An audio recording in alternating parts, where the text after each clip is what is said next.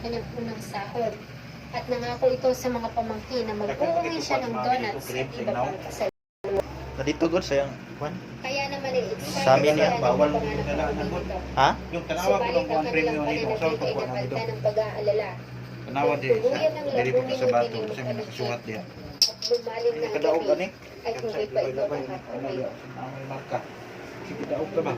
Hindi rin ugali ng dalaga ang lumabas sa buhay na katawan ng isang babae ay nakita ng isang magsasaka sa isang kubo sa liblib na lugar ng barangay Lumiwat P. Nakatayo ang mga kamay nito. Ay 49 na tama ng saksak at durog ang mukha nito kaya naman hindi ito makilala. Nakababa ang pang-ibaba nitong kausuotan. Kaya una nang hinala ng kapulisan na ito ay biktima ng panggagahasa. Nawawala din ang mga halaga nitong gamit. Kaya naging palaisipan sa kanila kung sino ang biktima at bakit ito sinabi ng karumal-dumal Bawal may kuwan. patayan. Singot na dugay ba? Pahiga na yung babae sa kanya, karatapos, tapos wala nang buhay. At yung panty, nakababa na raw yung panty. Oh my god. Pero may damit siya. Click.